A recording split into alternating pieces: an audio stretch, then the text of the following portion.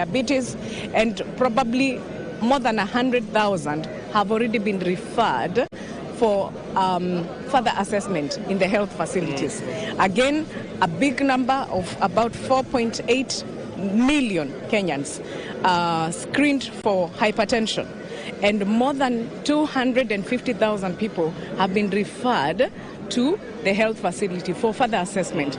Remember, the CHP will refer you, and she or he will come back to your household to check whether you really went to hospital and whether you have started medication. So there are many things that we are doing in the health sector. We might seem like we are slow, but really we are on the right track. And I want to assure Kenyans, there has never been any other time that this country can get better in terms of healthcare. And in the ministry, I've told you, we are looking forward to providing accessible, available, acceptable, and affordable quality healthcare. Asante. Happy Mashujaa, PS. Happy Mashujaa. Asante sana. The Principal Secretary, Public Health, that is Mary Modoni. The SHA rollout, of course, has had its own fair share of challenges, but then again, very optimistic that indeed even the rough edges will be straightened out. I want to hand you over to the other side of this stadium, but of course we'll keep coming back here. It's a blend of politicians, principal secretaries, government officials, as we get to hear their views really regarding this Mashujaa Day happening right here in Kwale County. Nasema hizo ni ala za kitamaduni mtazamaji wazisikia huko nyuma ngoma hapa ya rindi. Na shukran sana mwenzangu Kioria ukiwa maeneo kando na hapa tulipo katika uwanja huu wa Kwale siku hii ya leo ikiwa ni siku ya Mashujaa, tukiwa tumekita kambi hapa kaunti ya Kwale. Langu jina ni Kamchemenza, lakini sipo peke yangu, naye mwenzangu Anburu.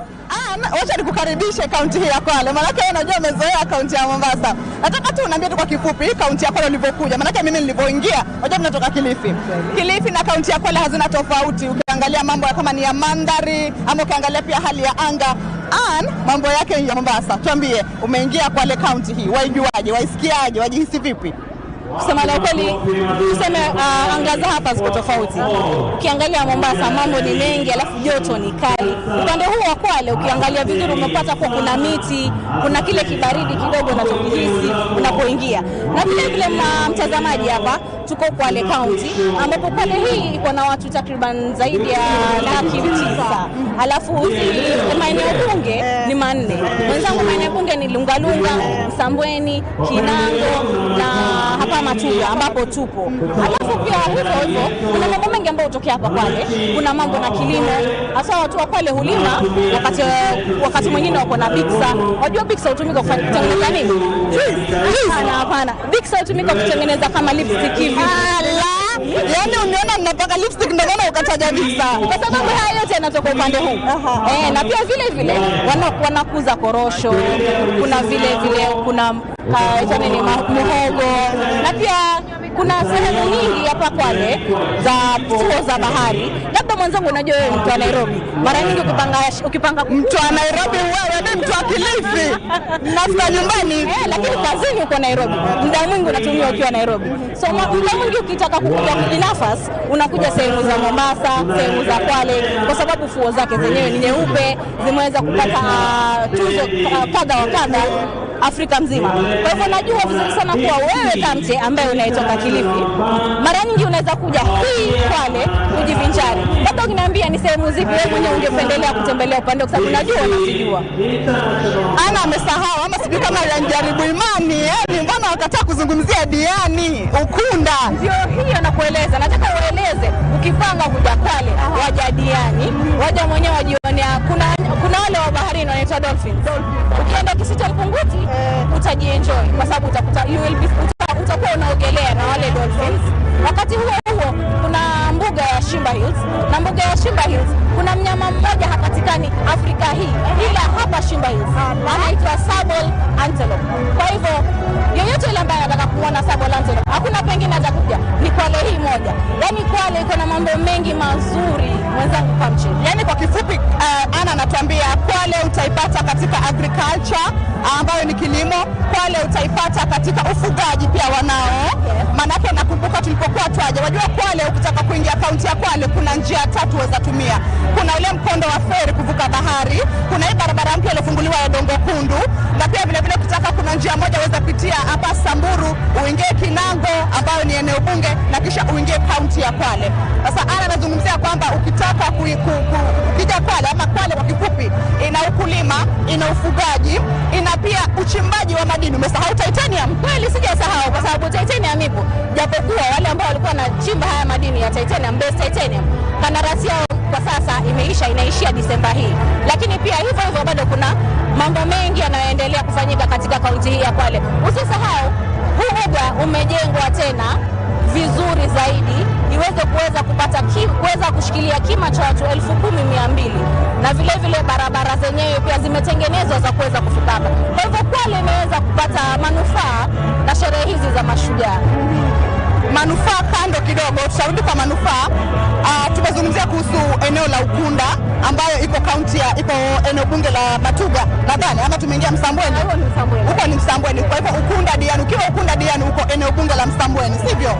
Diani iko na tumesema kilimo, tukasema ufugaji, tukasema uchimbaji madini, hatutaki kusahau utalii. Utalii ni kiinua mgongo kikubwa sana kwa kaunti ya Kwale, na utalii huo unafanyika wapi? Sana katika sehemu ya Ukunda ama ukipenda Diani. Kuna zile beaches, fuo za bahari. Kuna tofauti mwenzangu. Ukunda ni pale mjini pale hapo kuna soko na kila kitu. Diani ni kule ambapo kuna fuo za bahari ambapo watu huenda kujivinjari. Kwa sababu hoteli zipo, huwezi kosa hoteli. Hoteli zenyewe ni nzuri. Chochote kile unachotaka hotelini utapata. Bahari zenyewe ni safi. Michanga yake ni meupe zaidi.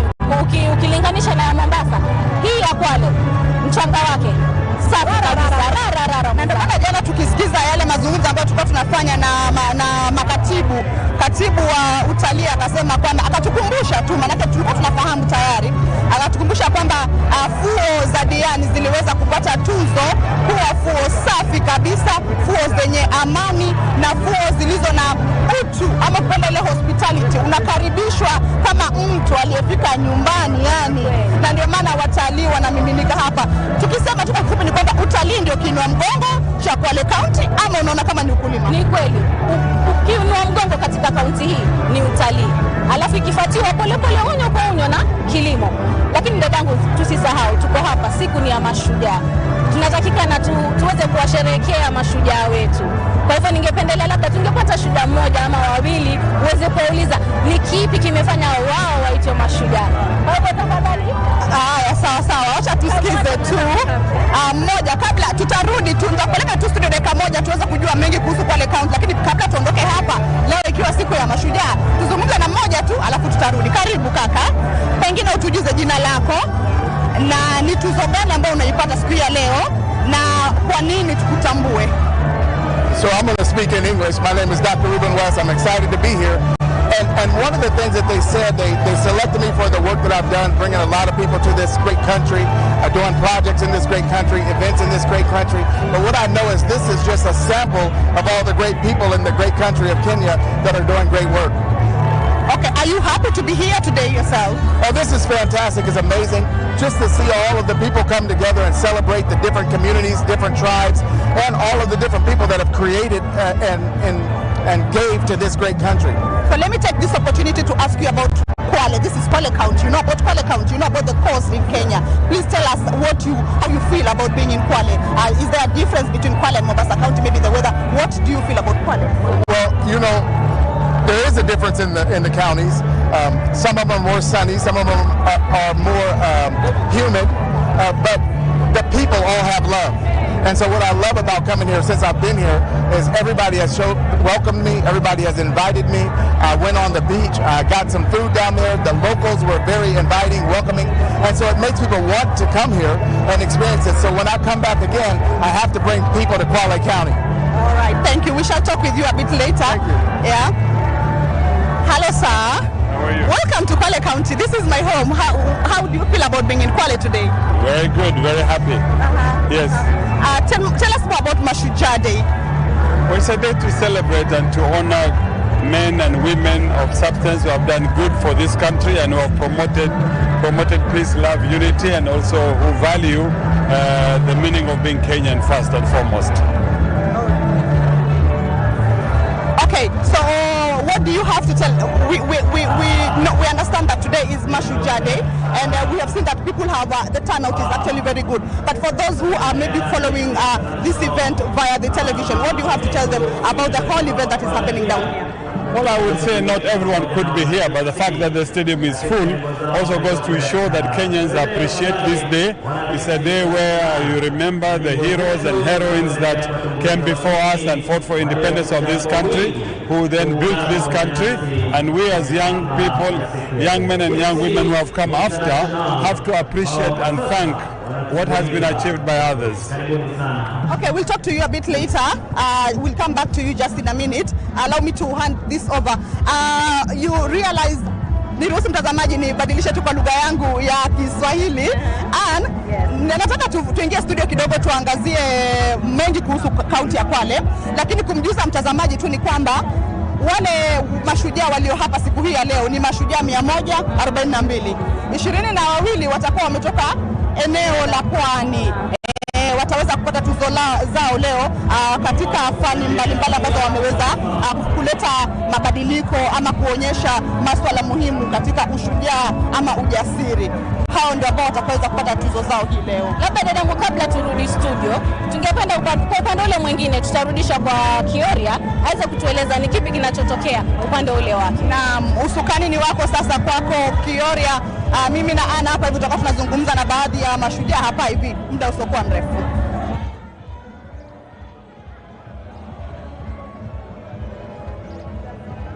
Hizo ni gani za Adam? Ni yeye anapiga.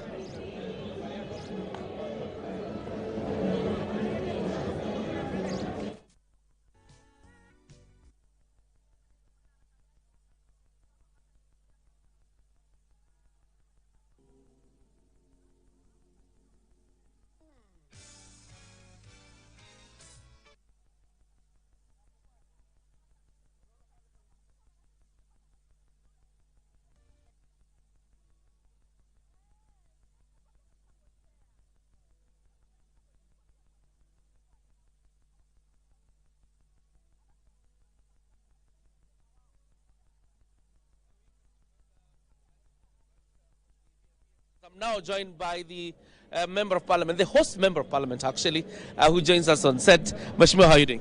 Very well, and this is a very bright morning and a very blessed day for the people of Matuga and the people of Kwale and the nation and the whole world at large. Yeah. How would you rate the transformation you've seen because of the celebrations? Wonderful. You know, we've had development which we've not had for the last 60 years, to be specific. This stadium has been under construction for the last 12 years now, and it was like 30%. All of a sudden, it is at a higher level, 100%. You can see the way the roads have been done. You can see the way the lighting has been done all over Kwale town.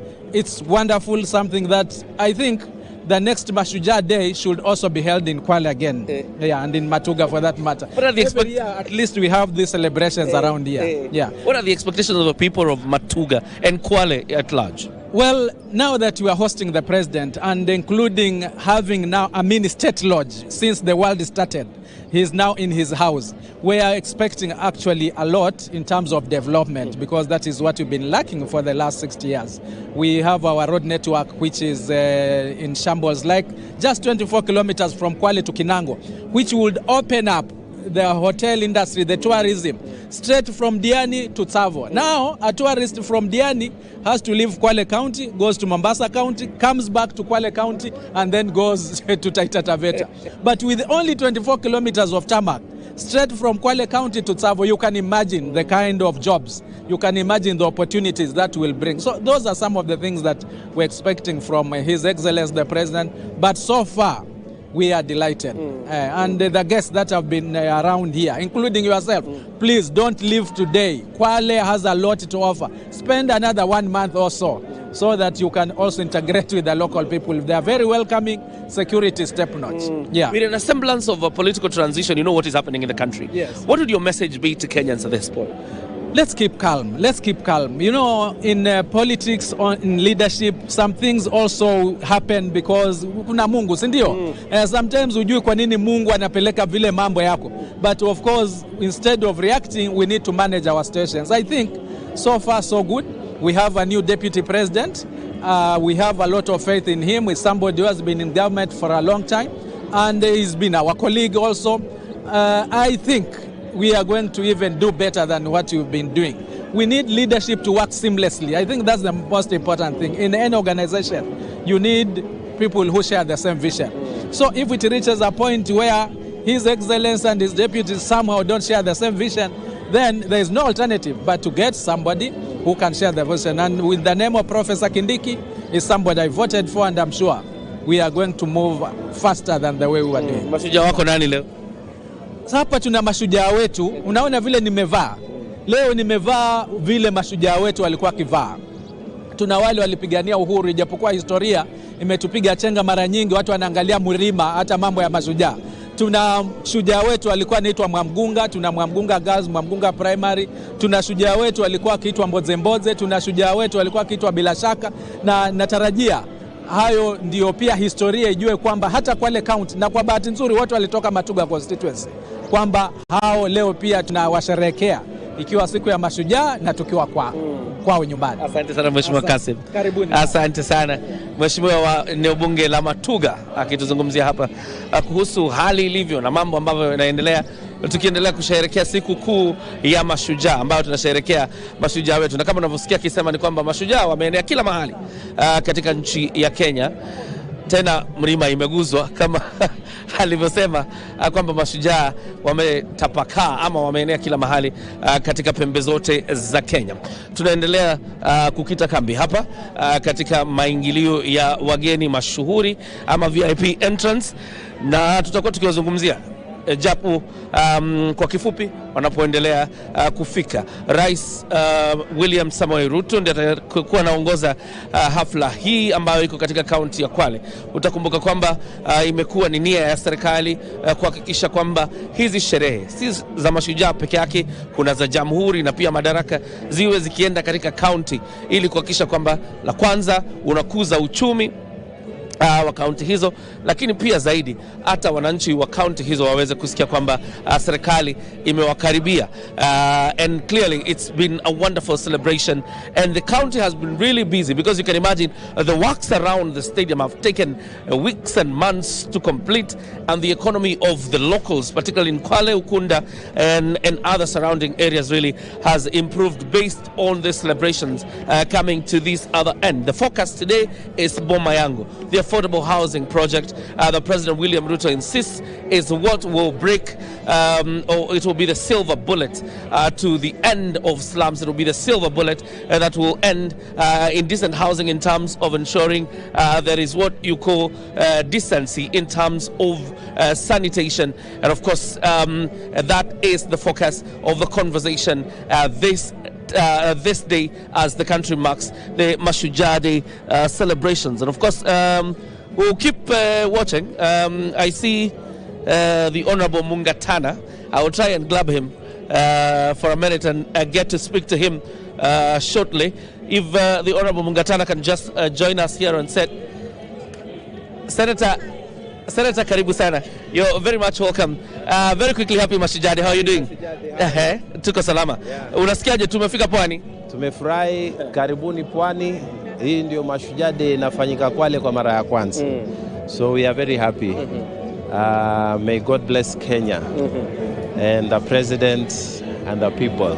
Tunafurahi sana. Matarajio yako kama senator na kama kiongozi kwa taifa ni yapi kuhusu siku ya leo? I am confident kwamba president atazungumzia haswa kuhusu uchumi wa pwani, mambo ya blue economy, mambo ya madini, mambo ya wildlife. kwa sababu hayo ndio mambo yanatuhusu sana pande hii. So atazungumza pengine na mengine na haya ya Kenya. Yeah. Yes. Haya, asante sana Senator Danson Mungatana kutoka Tana River akituzungumzia hapa moja kwa moja kutoka uwanja wa Kwale, the Kwale Stadium. This is the venue of the celebrations today. Most of the VIPs will be passing through here, and I will be grabbing them easy, one by one, as of course as we continue, really to get to understand what is the feeling of Kenyans and the VIPs passing around here, what are largely their expectations regarding the Mashujaa Day celebrations. What do they expect the president to speak about? We're in a period of transition of some sort, as you would understand, following the impeachment of the deputy president, and now the appointment of Professor Kindiki as his replacement. And of course, the legal controversies surrounding the entire exercise. And that is, again, something really that will emerge here. And it is very interesting. We'll get to see who welcomes the president when it is his turn to speak here. Will it be the Kwale governor? Will it be the prime cabinet secretary? Will it be the deputy president designate Kindiki? That is the big question here this morning. Let me hand you over back to the other side of the stadium to continue with this live broadcast from the Kwale Stadium, the Mashujaa Day celebrations. But of course, we'll also be coming on this other side once you've gotten a hold of the VIPs that continue to make their way inside the stadium.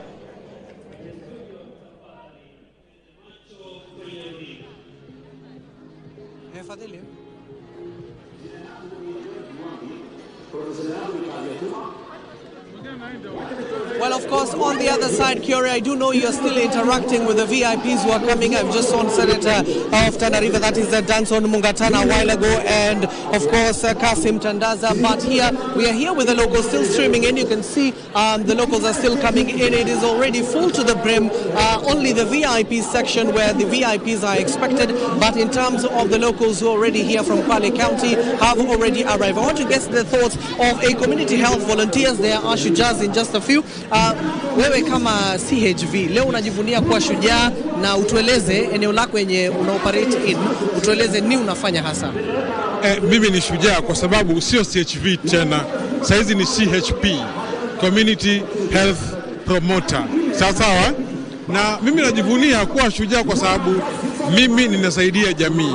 Sawa? Ninasaidia jamii kutoka katika nyumba, kwa sababu mimi nina nyumba 100 katika area yangu ya kufanya kazi, na mimi nahudumia watu wote katika jamii, kuanzia mwanamke akiwa na mimba, shughuli zake za family planning, akiwa na mimba hapo tunaenda naye mpaka mtoto afike miaka 5, ndio tutakuwa sasa mwanamke anakuwa safe na mtoto wake. Ya kazi zingine pia huwa sasa hivi tunaandikisha registration ya SHA. Tulitoka kwa NHIF, sasa hivi tuna SHA. Kwa hivyo sasa hivi tuna register wananchi kuhusiana na swala zima la insurance. Yep. Jambo kwa hiyo la SHA, mnasaidiaje haswa Wizara ya Afya kuhakikisha kuwa wakazi wanajisajili na SHA? Tunawaelimisha kuwa haswa imezinduliwa kuwa SHA ndio ambayo sasa hivi imereplace NHIF. Kwa hivyo wao tunawahamasisha, alafu pia tunaenda katika nyumba zetu ambazo tunafanya kazi nazo ili waweze kufanya nini, kujiregister katika SHA, na sasa hivi wanafanya hivyo. Maybe changamoto yenye umeweza kushuhudia kama CHP ni gani, na ungependa Wizara ya Afya isuluhishe aje? Kwa kweli changamoto zipo, na sasa hivi unajua swala hili la CHP halijakuwa wazi katika sera. Kwa hivyo ni serikali yetu ya county inafanya juhudi hizi sera zipitishwe katika bunge ili zile changamoto zetu ambazo tunazo tuweze kuzifanya kuzimitigate. Changamoto ziko, kwa hivyo hatuwezi kusema changamoto kwa sababu sisi hatujaajiriwa, ni watu wa kujitolea. Kwa hivyo tunasaidia jamii yetu ili waweze kupata huduma za afya. Labda wito wako wa mwisho si kwa wakazi tu wa Kwale bali nchini? Kwa kweli ni kujikamua katika maisha yetu. Maisha ni magumu kwa kweli, lakini lazima tujikwamue. Sawa? Lazima tujikwamue katika maisha haya, na kwa kweli sote sisi ni mashujaa. Kwa sababu Uhuru tumeuona sasa hivi ni wakati wa kujivunia kama mashujaa wa taifa hili letu la Kwale, taifa hili letu la Kenya, na hasa kwa wakazi wa Kwale. Chombo hichi ambacho kimejengwa sasa hivi, unaona watu wengi wamekuja katika chombo hichi Kwale Stadium. Kwa kweli ni mara yetu ya mwanzo na tunajivunia kwa sababu infrastructure yote ambayo imetengenezwa Kwale Town sasa hivi imekuwa juu. Sasa hivi ni municipal na tunakubali serikali kazi inayofanya Rais Ruto, kwa sababu Rais wetu Ruto pia ukumbuke ndio ambaye alitupandisha tuwe community health promoters, CHPs. Kwa hivyo pia sisi tunampongeza pamoja na county government, governor Achani na wizara yote ya afya kwa ujumla, kwa sababu wao ndio wanatujenga sisi katika mafunzo kuweza kufanya kazi katika nyanja. Kwa hivyo sote wa Kenya ni mashujaa, Kwale County ni mashujaa, na tunamshukuru sana Rais Ruto kwa kutunyanyua sisi CHPs na Kwale County kwa jumla kwa hizi infrastructures ambazo zifanyikana kwa sasa hivi katika haya Mashujaa Day. Mimi nimesema kitu kimoja tu. Unajua Kwale ni ile sleeping giant, na kwa kweli hii sleeping giant sasa hivi ameamshwa. Huyu Rais Ruto amemwamsha huyu sleeping giant ambao ni Kwale County 002. Shukran sana, naendelea na kazi nzuri sana, tumeshukuru sana, asante kwa kuungana nasi. And of course that is just one of the community health promoters here. You've just heard he's operating within Kwale Bomba. You do know the CHP play a critical role since the inception that was necessitated due to the myriad of challenges that the society is facing health-wise, so as to curb them. And of course it's like bringing a clinic to your doorstep, and of course they're addressing some of the health issues. You've just heard in terms of pregnancies, you don't have to walk all the way to health facilities that are far away from you to receive treatment or even medication, or even get at least a little bit of medical prescription and requirements for you to of course get better at the end of the day. You can see, as you're being shown, the stadium is already packed. Just the VIP section where my colleague John Jacob Kure is where the VIPs are still streaming in, but in terms of the locals, they're already seated, waiting with a bated breath for the Mashujaa Day. Remember, this is the 61st and the first of its kind to be hosted here in Kwale County. These celebrations, national celebrations in the coastal belt, have been coming to Mombasa County, which is the mainland. And as I can tell you, not just from here, Kwale residents all around the country have at least streaming into this stadium. It is a over 10,000 seater stadium that was built in conjunction with the county government and the national government as well, especially from the Ministry of Sports. We want to get just the views of the residents. Let's just try and get talk to them to just tell us the expectations. And given that they have seen a myriad of developments in just a few days or so, where the roads have been expanded, even the buildings have been repainted, cabins have been placed in places that were not there before. In terms of development, we're already seeing the goodies, not just from the national government, but from the county government that is being led by Fatuma Achani. Right now, this is the entertainment section. Maybe just tuweze kuzungumza na wakazi hapa. Baba, habari yako? Jina langu ni Abdi kutoka KBC. Maybe zungumza na Wakenya, we kama mkazi kidogo, tusimama na sisi. Tueleze hii leo unahisi vipi kama mkazi wa Kwale Mashujaa imekuja? Kwa majina anaitwa Hassan Kabi. Mimi ni mkazi wa Kwale. Kwa kweli nafurahia sana kwa kuandaa ama kushuhudia hii sherehe ya Mashujaa mwaka huu. Hili ni jambo ambalo sijawahi shuhudia. Hii ni mara yangu ya kwanza. Kwa hivyo nimefurahi sana. Labda wito wako kwa serikali ni yepi, hasa ikihusiana na blue economy? Wavuvi ndio hawa, kwa sababu nyinyi ndio mnashughulikia masuala ya blue economy. Maybe wito wako kwa serikali ni gani, hasa kwa sekta ya blue economy pamoja na utalii? Mimi wito wangu kwa serikali ni kuhimiza tu serikali ijaribu sana kuinua uchumi, especially hapa kwetu Kwale.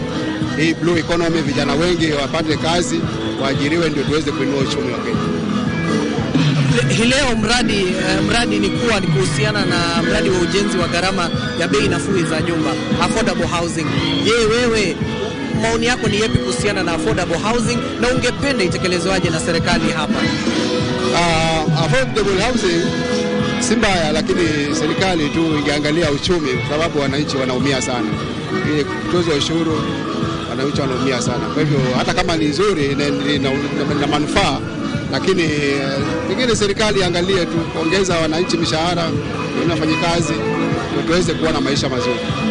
Sasa kwa sababu rais atakuwa hapa, serikali yote iko hapa, wito wako kwao ni gani? Bado nasema rais atakuwa hapa, serikali mzima itakuwa hapa, wito wako kwa serikali ni gani? Jaribu tu maisha yawe mazuri, maisha yawe mazuri. Shukran sana. That is sort of the locals telling us expectations that they have towards the government, given that the whole government will be here from the national all the way to the county government. The affordable housing program, that is the theme of this year's Mashujaa Day celebration. And of course, we were just informed yesterday by none other than the various principal secretaries who are with us for a media breakfast that this particular program will not just carried out here in Kwale County, but in the other 6 counties within the coastal region, so as to ensure that at the end of the day they are homeowners. You do know that the minimum requirement of houses, of that affordable housing in each constituency is targeted to be at least at 220. And of course that is the realization that the Ministry of Housing is trying to attempt at the end of the day, led there by the none other than the Cabinet Secretary Alice Wahome and the Principal Secretary, that is Charles Hinga. And of course these are some of the initiatives the government is trying to put in place to address some of the, not just the housing problems, but to ensure that the slums are eradicated. You have heard numerously the President as well as other representative government representatives talking about the number of slums that just reside in Nairobi County, but in various other parts of the country as well. We need to eradicate them so that we can ensure that people live within their means. And of course there have been a tip on tap in terms when it comes to how the houses will be issued. The government clearly said that there are guidelines that have been put in place to ensure that those homes go to the right owner. Right now the employer and the employee are contributing to the housing initiative, and the people in the informal sector of course are being roped in. We've even heard from, if you're just joining us, the Principal Secretary was speaking to our very own, that is John Jacob Curia, in terms of the SHA rollout that has been witnessed across the country. We've just spoken to the community health promoter, and the Ministry of Health is leveraging on this community health promoters to ensure they reach the target that they had intended initially. That is over 30 million Kenyans. You know that right now 12.8 million Kenyans have registered for SHA. Aside from SHA, we do have the Mashujaas who will be celebrated today, 142 of them, and of course the custodians are at least applauding this initiative, given that over 20 of those Mashujaas that will be fitted by President William Ruto and the National Heroes Council are from this region. They come from various sectors when it comes to the health sector. Others are economists, others are philanthropists, others are peacemakers, and of course if you can, my camera can show you, people are still streaming in. Already the stadium is packed, but as you know the custom, once the stadium is full, at least residents are allowed to sit in the stadium, inside the stadium, on the ground as well, given that it cannot contain the number of crowds that are still streaming into the Kwale Stadium. As I told you, it's not just the residents of Kwale, but the people across the country as well have been able to come. Let's just continue sampling views of some residents who are already here with us, and of course they are eagerly awaiting the arrival of President William Ruto. We'll just get the views of, let me just move here. Wacha niweze kusonga hapa, niweze kuzungumza na huyu mzee. Mzee, habari yako leo? Kama unaweza simama tu dakika moja, mwacha apite. Unaweza nisimamia tu dakika moja nikusumbue. Tueleze tu, au kumbe simama tu hapo tu. Tueleze tu jina lako, matarajio yako ni yapi? Mashujaa iko hapa. Jina langu naitwa Jonathan Kisilu. Ninashukuru sana kwa ajili ya kwamba matarajio yangu ni kwamba tunashukuru sana wananchi wa hapa Kwale kwa sababu ya kuweza kuja kufanyiwa Mashujaa Day katika sehemu hii ya Kwale. Ni furaha kuu ya kwamba tunapongeza sana gavana wetu Mama Fatuma Achani pamoja na rais wetu Ruto kwa ajili ya kuweza kuona ya kwamba inastahili kuja kufanyia Madaraka Day au Shujaa Day hapa Kwale yetu. Na ni furaha kuu ambao tunamshukuru rais wetu kwa ajili ya kuona ya kwamba ametujengea stadium mpya ambao hatukutarajia kama tutaweza kuipata watu wa Kwale. Kwa hivyo tunamwombea Mungu sana pamoja na gavana wetu Mungu aweze kuwabariki na kuendelea katika uongozi wakishirikiana pamoja kwa upendo ili tuweze kuona Kenya yetu inaenda kwa amani, na Mungu awabariki sana. Baba, kabla ukae, kuna washujaa 142 ambao watatuzwa na rais leo. zaidi ya 20 ni wa kutoka eneo la Pwani. Maybe jambo lako kuhusiana na wito huo. Wito huo wa mashujaa wetu wa kuweza kujitolea ni kudhihirisha ya kwamba wapwani wanaendelea vizuri na wanashirikiana kwa umoja na kuweza kuona ya kwamba wanapata mashujaa katika sehemu hii yetu ya pwani. Sehemu ya pwani ni sehemu ambayo ina mashujaa wengi, kwa hivyo tunapongeza sana serikali kuu kuona ya kwamba imekubali kuweza kuwaonyesha siku ya leo na kuweza kudhihirisha ya kwamba wanawapenda watu wa pwani. Kwa hivyo tunamshukuru sana rais wetu na gavana wetu mama Fatuma Achani kwa ajili ya kuweza kuonyesha ushujaa na upendo wa kushirikiana na serikali yetu kuu kwa ajili ya mashujaa wa Kenya yetu yote nzima. Kuna mashujaa wengi ambao wako katika Kenya nzima, siku ya leo wataweza kuonyeshwa mahali hapa, na ni pongezi kubwa sana kwa ajili ya kuona ya kwamba Kwale yetu ama pwani yetu imeweza kuonyesha mashujaa katika siku ya leo. Pongezi kubwa sana. Shukrani sana baba. Enjoy. Asante sana. Wacha tuweze kuzungumza na kama unaweza simama tu dakika moja, utueleze jina, umetoka wapi, kama una reside eneo la Kwale, kama unatoka hapa Kwale ama unatoka wapi, alafu tueleze manufaa yapi umeweza kuona tangu mashujaa imekuja. Mimi kwa jina Hassan Hussein Ahmed, naishi Kwale, especially Ukunda Diani Beach. Hapa Kwale kuna manufaa kubwa sana, na tumeshukuru kupata hiyo sherehe. Ni mara ya kwanza tangu Kenya mapata uhuru, na mimi nikaa Ukunda Diani Beach mwaka 40.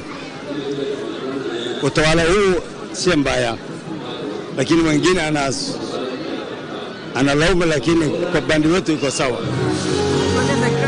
Kwa sababu umesema unaishi Ukunda, pale kuna Diani Beach, kuna wavuvi hapo. Maybe wito wako kwa serikali kuu, si serikali ya county peke yake, serikali kuu ni gani kuimarisha utalii na wavuvi pale? Utalii umekuwa mzuri zaidi tangu serikali hii imeingia. Hajawahi kuona utalii kama hiyo, ni wengi sana, na uvuvi amebahatika sana. Kwa pale amepewa pesa na anafanya kazi vizuri sana. Sawa bwana.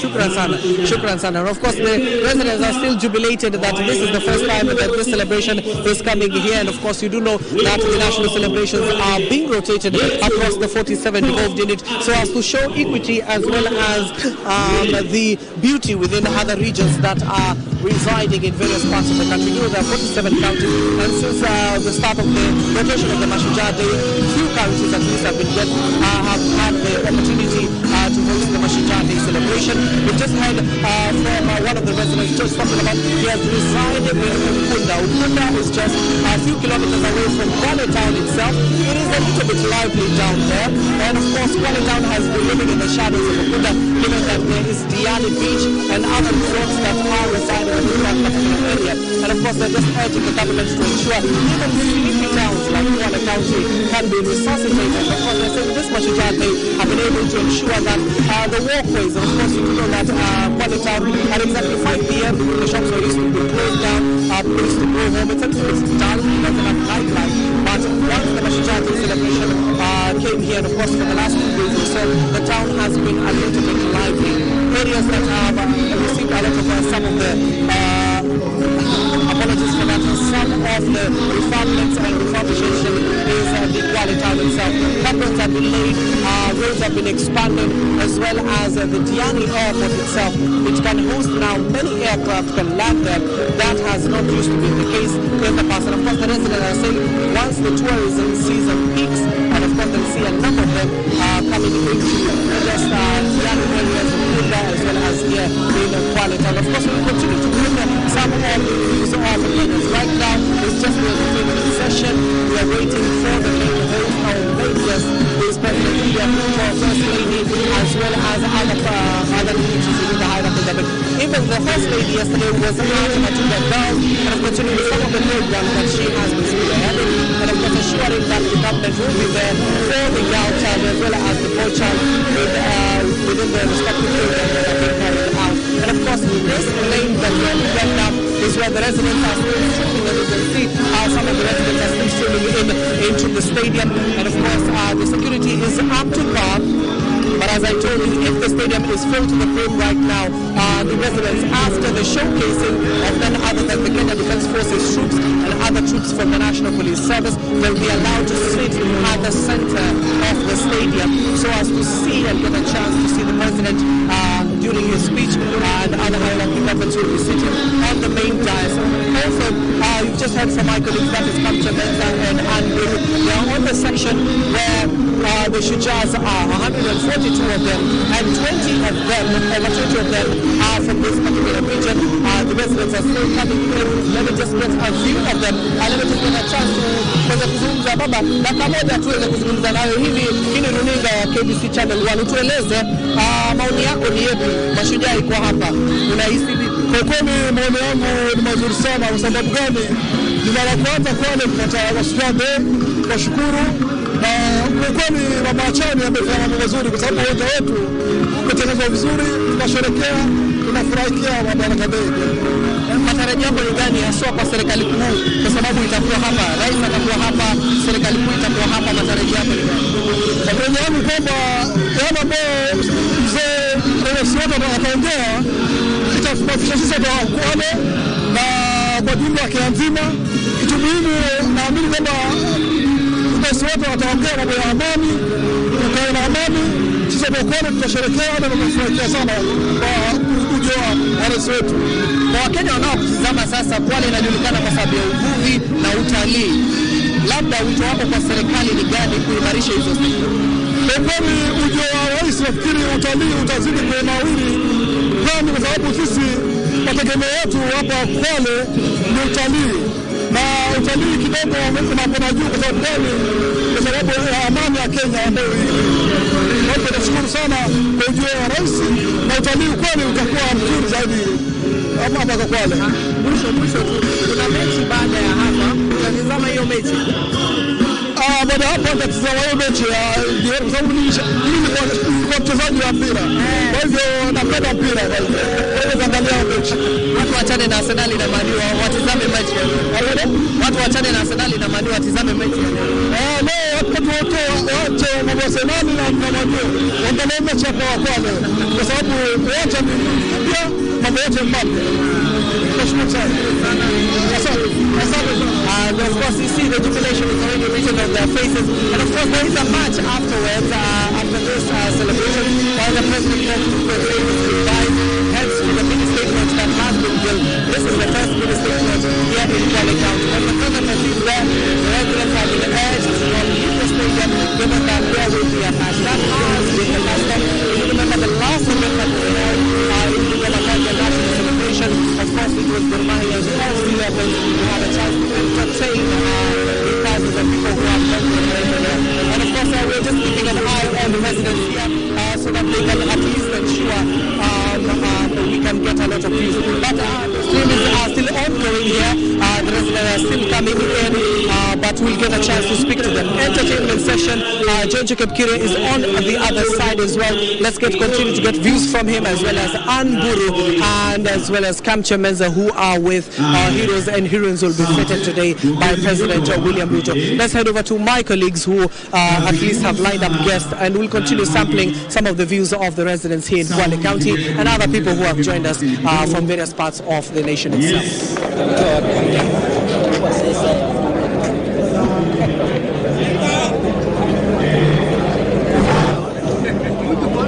Siku hii ilitajwa kuwa Mashujaa, manake ni siku ambayo inawatambua wale waliofanya shughuli ama masuala fulani ya ujasiri, ama pia inaitwa heroes and heroines. Kwa hivyo ni wanawake na wanaume wote kwa pamoja, si ndio? Na tulikuwa tumewaambia ni wangapi watakaopewa tuzo siku hii ya leo. 146 watapata tuzo na 22 wanatoka eneo hili la Pwani. 22 wanatoka katika eneo la Pwani. Turuhusu tu tuzungumze na wawili watatu, maana hapa tulipo ni katika hiyo sehemu ambayo wamekaa. Hebu tufuate tu kidogo tuzungumze nao. Habari zenu baba zanguni? Hii KBC mko live. Nyinyi ni Mashujaa, sivyo? Haya, nizungumzie kwa jina lako, uniambie jina lako kwanza, alafu unaambie wapata tuzo gani ama umefanya nini wewe kupata tuzo hii. Mimi ninaitwa Reverend Clement Wambua. Mimi natoka Machakos. Na mimi nimepata tuzo ya spiritual life. Spiritual life, pengine tufafanulie umefanya nini haswa, ama ni katika kutoa chakula cha roho vile? Mimi nimeunganisha watu wengi sana kama 800. Niliwaunganisha na harusi. Kwa hiyo ukiniita nitakuunganisha. Kwa hivyo tunasema wewe ndio umeunganisha harusi nyingi sana hapa. Wewe ndio unatambulika kuunganisha Kenya yote. Sasa mimi nafanya hiyo kazi, na ile kazi nyingine ninafanya ni ya kuleta vijana kwa Kristo. Wale ambao wanakunywa pombe, wanawacha, ninawaambia neno la Mungu, wanaokoka, wanakuja kwa kanisa, na kuna wengi sana ambao walikeugia Yesu, wanafanya kazi ya Mungu. Kwa hivyo huyo amesema chakula cha kiroho, umemsikia akisema chakula cha kiroho na kuunganisha watu. Sijui kama hao ambao niliunganisha wakikosana wanakuja kwangu, ninawaita, ninawaunganisha tena. Na ninasikiliza kama jaji, na ninawaambia nenda mkae vizuri na murekebishe hii tabia. Sawa, huyo amesema ameunganisha harusi 800. Hata ndio idadi kubwa hiyo, sijajua. Sijui alifanya utafiti gani, ni shujaa. Atapewa tuzo yake. Nishika tuanze na pili hapa. Labda pia mzee wangu nitaomba tuanze na majina yako, alafu utatueleza umekuja hapa kwa tuzo gani na umetoka wapi? Kwa majina naitwa Kansela Christopher Koyogi. Mimi natoka wilaya ya Nandi, kaunti ya Nandi. Labda ni kipi umefanya ndio leo uweze kutuzwa kama shujaa? Nimekuwa kansela for 24 years, nikaunganisha wananchi, tulimaliza umoja, tulimaliza amani kwa hiyo area, na tunataka kuunda sheria ya wazee ya kuchunga amani katika Kenya. Hatutaki Kenya tena itoke na machafuko ile haina maana. Kwa hivyo wewe ni mpenda amani na unahakikisha kuchunga amani. Tutaunganisha wananchi wote wa Kenya, na tutaunganisha na viongozi na watu wa kanisa, mpaka Kenya inakuwa Kenya nyingine tofauti. Asante sana. Labda pia tutaweza kupata shujaa mwingine hapa. Uweze kunieleza tu jina lako, alafu nieleze umetoka eneo gani, na leo wewe ni shujaa. Kwa nini wewe leo ni shujaa? Asante KPC team. Kwa majina naitwa George Nyakundi, natoka Gusirand, sehemu ya Matoke, mahali inaitwa Nyamira County. Mimi ni shujaa kwa sababu nimeangalia watu wanaongea Kisungu mingi sana. Kila kitu ni ya Kisungu, lakini sisi ni Waafrika na tunatetea mila na desturi ya Mwafrika, dawa ya Waafrika, lugha yetu na culture. So leo nimekuja hapa kama shujaa wa indigenous knowledge. Tunatetea wasee wa Kongwe, kina mama wa Kongwe. Unajua wakati mwingine wanachinjwa, wanakatwa, ukiseeka unaitwa mchawi. Lakini tunataka kuwaambia watu wetu wa Kenya kwa hata wewe utaseeka, na ukiseeka uko na ile akili ya Mwafrika. Hizo ndio tumefanya huko Gusirand anda Mwanyagetinge Heritage Council. Hata hapa Kaya tumekuja hapa, watu wananyongwa. Tunataka wasee waheshimiwe. Asante sana kwa kuwa shujaa wa wazee, kuhakikisha kwa wazee wanalindwa katika nchi yetu ya Kenya. Labda mami, utaanza na majina yako. Utaanza na majina yako, alafu utanieleza kwa nini uko hapa leo, ni tuzo gani unapewa ya mashujaa. Kwanza anza na majina yako. Nasikia kweli? Nataka pia nisikie ile nasema. Hauwezi kusikia mama, wewe niambie, ueleze mtazamaji. Mimi kwanza ndangauliza jina ile kubwa ya majina yote kwanza, alafu ndio niseme yangu. Unieleze jina lako ni nani? Nimalizie lakini msinikate. Mimi nimekuja hapa kwa ajili ya neema ya Yesu Kristo, King of Kings. Naitwa Eunice Nekesa. Nimekuja hapa kwa ajili, nililetea Kenya Gold 1978. Labda ni tuzo gani ambayo unapewa? Kwa nini leo unapewa tuzo? Na leo hiyo mkuki, yani nifanya, si ndio hiyo? Imenifanya nikuja hapa ni mkuki. Kurusha yani upande wa sports. 1978. Nilisalamia babangu ya kwanza mkono. Wewe ni mchezaji mashuhuri wa kurusha mkuki. Ile ni mkuki, ile ni Mungu mwalinipatia. Sasa leo hii tena tangu 78 president wapita wa 4. Hii leo ndio nimesikia. Guys of today were the ones who were in your shoes yesterday, and as we celebrate our heroes today, tomorrow we could be celebrating you. And this celebration of the Coast Region, as governors from the Coast Region, how do you feel about the celebrations coming to amazing. All leaders are here. We are here. Level of patriotism, loving the country over everything else. Thank you very much. Asante sana. Governor wa Kilifi, how are you doing? Thank you. How do you feel about the celebration? I feel happy that has come to Kwale. I hope sooner or later the president also will ask him to come to Kilifi. We are so happy that because as they celebrate Mashujaa, we had one of our own, Makatilili Wananza. So it's so nice that this celebration has come to pass. Kilifi obviously has a good number of people who participated in the freedom of this country. Do you feel like they've been honored enough? More could be done. Yeah. More could be done. Yeah. We are in a period of political transition of some sort. How do you feel about this process? What is your message to Kenyans at this point of a political transition of some sort? I think we just ask Kenyans to be peaceful. As all these happenings at the moment, both houses of the country, National Assembly and Senate, made their verdicts. The other party is still pursuing their constitutional rights. We just ask everybody to be peaceful and let all the processes take its course. Yeah. Thank you very much. Governor Gideon Munao of Kilifi. Let me just quickly grab this interview from the woman rep Mombasa. Kwa sababu ya kwamba ni mambo na maendeleo, na pia vile vile tunasema katika mashujaa haya leo ambayo tunasherehekea, tujue kuwa vijana pia ni mashujaa, na tuone mipango kambambe ya kuhakikisha vijana wamepata ajira na vijana wamepata miradi ambayo itawawezesha waweze kuwa Wakenya ambao wako na heshima na Wakenya ambao wanaweza kujitegemea, kwa sababu tukifanya hivyo tu ndio tutaweza kuweka ili taifa kuwa na umoja, kwa sababu hizo na jana tulikuwa na sitofahamu na hatutaki sitofahamu. Tunataka Mheshimiwa Rais vile alivyofanya kuweka umoja wa Kenya na kuondoa hizi sitofahamu katika taifa la Kenya, asisitize umoja wa Kenya, viongozi waweze kushirikiana. Na niweze kusema Mheshimiwa Raila na Mheshimiwa Ruto leo nitasema pia ni mashujaa wangu, kwa sababu wakati kulikuwa na zilizala katika taifa letu la Kenya, waliweza kuongea na wakasema lazima nchi iwe na utulivu, lazima nchi iwe na amani, na hiyo ndio tunasema ni ushujaa, kwa sababu kuwa shujaa ni kuweza kuleta amani, kuleta maendeleo katika taifa. Kina mama pia wasiweke nyuma katika nyanja za uongozi. Shukrani kina mama, sasa hivi tuko na wasaba, lakini tunasema tunataka kuwa na kina mama 24 wakiwa magavana katika jamhuri yetu ya Kenya. Asante sana.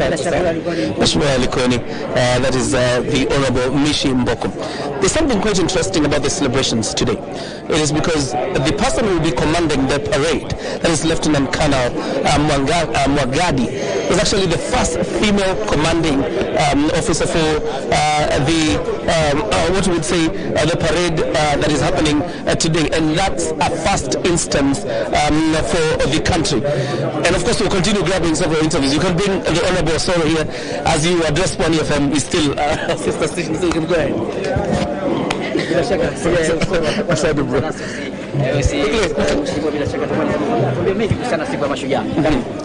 Very fine, thank you. It's a very good day today. It's Mashujaa Day.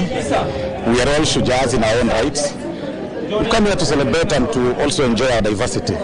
All the way from the farthest part of this country, people have flocked here in numbers to really enjoy and see our diversity, even as we celebrate our heroes, our national heroes that made us get to this level. Yeah. What are your expectations today as the President addresses the nation from Kwale? Very basic. To celebrate the legends that live within us, the legends that have helped or rather touched the lives of others in one way or another. In the yesteryears, we used to celebrate those people who fought for independence. But there is post-independence. The post-independent are people who've really worked so hard to put the Kenyan flag on the map, flying very high. and that is, the athletes of this world, or this country, the football legends, the political legends, and even great leaders, that have really done a lot of things in this country, in the recent past especially, in different sectors. Yeah. In a political transition of some sorts, you know what you did in the National Assembly and what the Senate did. What would be your message to Kenyans? I hope that even the president will celebrate the heroes that have fought for the independence of our independent institutions like the National Assembly. That heroic act of the Honorable Mutuse and the 117 members that signed, of 184 members that signed, and then the 282 that voted to eject the deputy president. Those are heroes. Like, we have come of age to stand for the Constitution. That at this point in age, a sitting deputy president can be impeached? Really? Then that is a great milestone for our Constitution. We should actually be honored as heroes. Because now, it's a good milestone. I mean, like, a sitting deputy president being discussed in the floor of the House. And we also thank the president. He didn't interfere with that process. He did not call us. He did not instruct any member on what to do. Because he appreciates the fact that we are independent. And I think Parliament as a whole, both the National Assembly and the Senate, should be celebrated. Yes. Thank you very much, Mashujaa, and happy Mashujaa Day. We continue with the live coverage of the Mashujaa Day celebrations from the VIP entrance. Interestingly, the conversation around the deputy presidency is a conversation that really must come out clear really here at the Kwale Stadium. Of course, we've seen the deputy president designate Kindiki receiving the president at the Kwale State Lodge, where there will be a state reception. But it's also clear that he's yet to take up that position owing to a court process. The deputy president who has been impeached, that is the Honorable Gachagua, has also wished Kenyans Mashujaa. They have seen that on his social media pages. So today is a special Mashujaa Day of some sorts. But what is most important is the speciality of the person commanding the guard of honor the president will inspect. For the first time, we have a female officer, the Lieutenant Colonel Faith Mwagandi, who is going to be commanding this parade and will be leading the president in the inspection of the guard of honor. This has never happened before. And the Lieutenant Colonel is from the Kenya Navy Force, the Kenya Navy Force of the Kenya Defense Forces. That's where she is from, and it will be interesting again to see how this rolls out. You've seen parades so many other times, but never before has it been commanded by a female officer. Lieutenant Colonel Faith Mwagandi is in charge of that process today. We are at the VIP entrance, and we continue to see, of course, to look at the number of VIPs that are making their way. In a bit, we'll be showing you a shot of the Commander-in-Chief armored vehicle that will be taking him around the stadium as he receives greetings from Kenyans, and we'll be showing you that in a bit.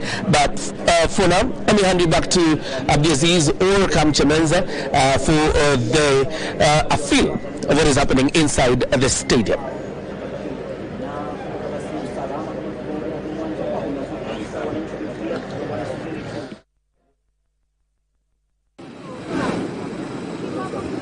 Well, of course, thank you so much, John Jacob Kuria on the other side, for giving us an update from the VIPs who are coming in. And of course, as I told you today, it is Mashujaa Day. It is in the name. 142 of them will be feted today by President William Ruto. You do know that the National Heroes Council has been playing a critical role to ensure that the Shujaas are identified. Out of the 50 million Kenyans, you are out there, you could have done something exceptional, but at the end of the day, this process has been transparent. And just to join us and tell us how that process was carried out and they arrived at 142 Shujaas that will be fitted today is none other than the National Heroes Council Chief Executive Officer. Asante sana kwa kuungana nasi. Sijui tuongee Kiswahili, tuongee Kizungu, yoyote yenye utataka tueleze. Wakenya wanauliza 50 million of them. How did you identify 142? Thank you so much na karibuni kwa Mashujaa ya mwaka huu Kwale. Nashukuru sana kwa kazi ambayo inaendelea nzuri, na tunazidi kujumuika na the public to ensure that the nominations are done quite in order. So in our act, the first principle which guide the nomination, in our act we have 14 categories. We have liberation struggle, maybe just to mention a few. We have sports, we have human rights, we have peacemaking, we have scholarship, we have entrepreneurship, and all those give us direction on how we start doing our nomination, which means we should have Shujaas at each and every of those categories.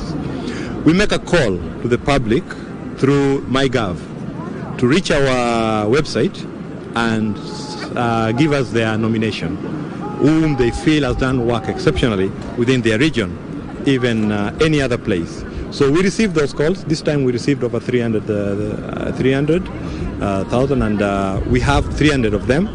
And over 300. It is over 300. And through that we received at each and every category as required. The point of how do you reduce it from 50 million Kenyans to 300 is because from the call we have made, we only act with what we have received. There are only sometimes we look at special categories when people have not brought us anybody like a disabled or all that. We take time to search out through different categories. We can ask sports people to give us. And also if there are some key personalities in sports who have done well in sport, like the Olympics and marathons, we also make through the PS and the CS to give us those names. They are key artists also. Sometimes we can go another mileage because of they are known, and we ask the principal institution, the Kenya Cultural Center, PPMC, to also nominate people to us as a matter of building up into an alignment within the act. So we sift through these nominations and we get the best. Sometimes we can't bring everybody here.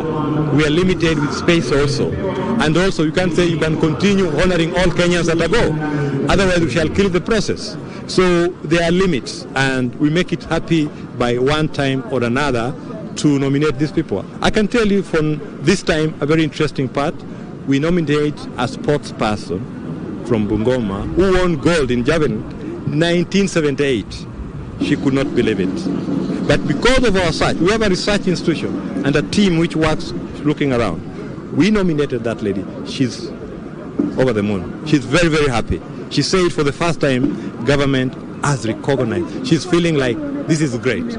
So we are moving away from what was happening before in the nomination of heroes. We want to involve the public as much as we can do. I remember when we have gotten out the 142 name, we take it back to the public to sanction and tell us whether there's something wrong or right for 14 days. For 14 days. So we believe, like, you don't call us and tell us I don't like so-and-so, I don't like Abdallah. No. There are protocols for saying no. Give us an affidavit that you believe Abdallah is not right. So we also see the people, somebody can just say to you by your name and say, I don't want so-and-so. So there are protocols for denying somebody that honor. We will go through it. And also we'll say, okay, this one does not meet the right. We also work with NIS. We also work with all government security. They sit in our committee to verify some of these names. So it's my belief that whatever the council is doing is an all-round search for, with proper integrity, to see that we change the thinking, the norms people have been building up about what Heroes Council is doing. The honor is given to us. We are now trying to implement our act, Kenya Heroes Act 2014, and I believe I have a council with a lot of wisdom. A lot of wisdom. I have Jimmy Ngwenyi there, Honorable. As a chair, I have Gitwa Kaingeri, a freedom fighter who is almost 99 years old. I have Leonard Mambo there. I have Reverend Labaia. I have Hussein. These are people with experience. They are teachers. They would not wish for anything to go wrong. And that wisdom we get from them brings out the best way we are trying to ensure that let the public also feel us. We know we are just beginning. We are trying to make it have more publicity to come. Like this one is also part of publicity we are appreciating as we are on the stadium, to ensure that the public understands what we do. We are open for any critique. That one we put it rightly, and any opinion which can come to us, we shall appreciate. And of course, out of the 142 of them, 24 are from the coast region. People are elated about that. So tell us about the uniqueness about this 142 people. What did they do? What did you see they did that was so exceptional? Especially, what was the theme that guided you this year? Well, I tell you, we are guided by the 14 categories. You can't go out of it because it's an act. But the people we have, I could mention just a few. We have Daudi Tonje is being honored. I don't know whether anybody have a challenge with that. The work he did in the forces, everybody knows. General Mohammed is also being honored. I'm very happy about it. We have Agustin Cheruiyot, who is here with us in the stadium. Very, very happy about this honor. We have Abbas Gulit, who is here with us. We have one of the blood donors, number 1 of 5 times. I don't know how many people, some of us have done maybe 6 times. He's here with us. So we have Don Motif, an artist known very well. We have the young boy, Luis from Nyeri, who went back to save his colleagues when there was fire in their school. So we are trying to pick some of the areas which are more current, and we go back also posthumously. Like now we are honoring, as we are in the course, Metekilili Wamenza officially to be honored for the works he did for our liberation struggle. So it's a rich honor we are giving, and the people are ready. Some can be interviewed. I know some of you have interviewed some of them, and it's a very key honor we are giving to them. Maybe just to the public who are watching right now, not within the confines of this stadium, just tell them, once that Shujaa is fettered, what is it expected? Are there remuneration or are their status at least changes for the better? That's a very, very key question, because the council is moving away from getting an honor and being a dead end. It's not like that. To explain this, I'll take you a little bit backward what we did last year. After the honor, we told them to form welfare groups in their region to work together. So if you have environmentalists and they have some work to do, they go do it. Like last year, this year in June, we supported the environmentalist heroes in Mombasa at Chuda Creek to plant mangrove, which I visited just before coming here the other day. The trees are doing very well. So we are working on how to support each other. Whenever there is any activities under government directive which can be worked by a group, those welfare groups they are formed help us. We are also telling them after honor is not a way to stop. Yesterday I had a meeting with them and I told them, don't go and get the honor medal and sleep with it. Do more now. Be motivated to do it. We are looking at how best we can use those heroes, even for peacemaking, for cohesion. We visited Marsabit. And remember, we are honoring posthumous, all the 14 who died in Marsabit for the first time, after almost 18 years, from 2006 to date. So we are telling them, if you are honored on peacemaking, Kenya needs peacemakers. Why don't you be in the forefront as a hero who has been honored by the head of state and do your work? If you are an environmentalist, planting trees is the key thing in this government. Go. If you are an artist, how do you moderate the celebrations of the artist? Isn't it? So we are honoring, talking to them to do even more on what they have been honored on. It's not stopping there. And I'm happy even some of last year's heroes are with us here to share with the others the importance of coming together as a unit, and we are building up a bigger unit which can be working together with the council to do some work. And maybe your final remarks to the Kenyans who are listening and watching the proceedings from Kwale State. Thank you so much, most of the Kenyans who are listening to us from Kwale. First of all, we appreciate you. Know that we have a council now which is very much dedicated to honor you, and be watching around June, July for our call, so that you can also nominate persons you have identified who have done good work, so that that nomination can reach us. And we are telling you that it's important for us not to leave anybody behind, because we are a small unit, we can't see everything. You who are in those regional areas, help us identify good people whom we can honor and celebrate them. When we honor them and celebrate them, we are bringing a cohesion in this country. We are making them emulate a good united Kenya for the future and for the goodness of this country. Thank you so much. And of course, that is the National Heroes Council's Chief Executive Officer, who have been touring around Kwale County and of course various parts of the country. We've just heard out of the 142, 24 are from the coastal region, and they have been confining themselves within the 14 key key areas. You've just heard from the CEO that this year it has all been about peace, and there are peacemakers, several of them who have been identified at the end of the day. Even lieutenants who are serving within the Kenya Defence Forces, generals, major generals as well, commanders will be, of course, feted in the list of 142 Shujaas. And of course, right now, any moment from now, we do anticipate the main guests to arrive. Already, the podium has filled to the brim. That is the VIP section. And of course, the leaders from governors and members of parliament, senators, as well as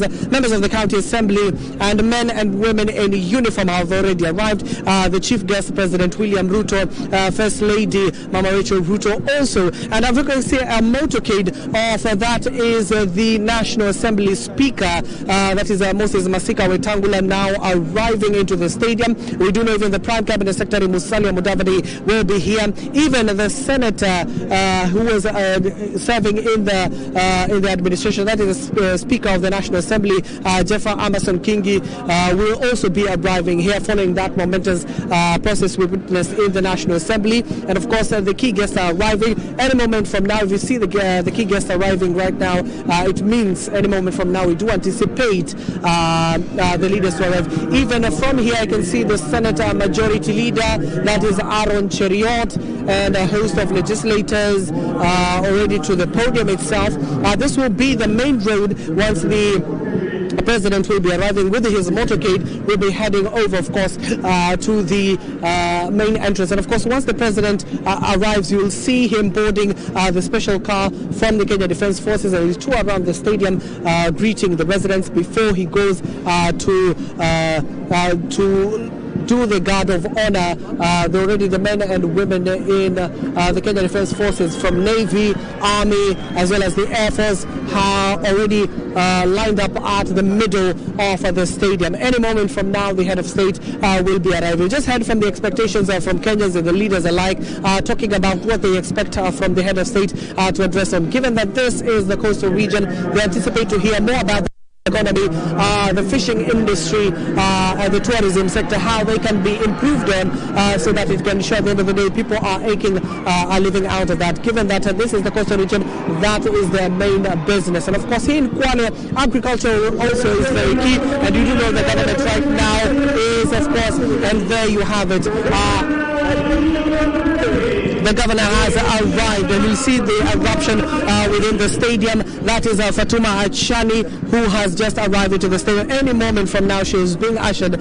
She will be ushered into the main dais or the main podium. And of course, she is the host governor of this year's Mashujaa Day, the 61st of its kind, and the first in Kwale County. Fatuma Achani, you do know she has been working closely with the national government, especially in realization of this over 10,000-seater stadium that we are in right now. Even we showed you earlier on images of the stadium. It's already packed to the brim, and many residents who are being informed are still outside there. We do hope that they'll be allowed into the stadium to see the entertainment.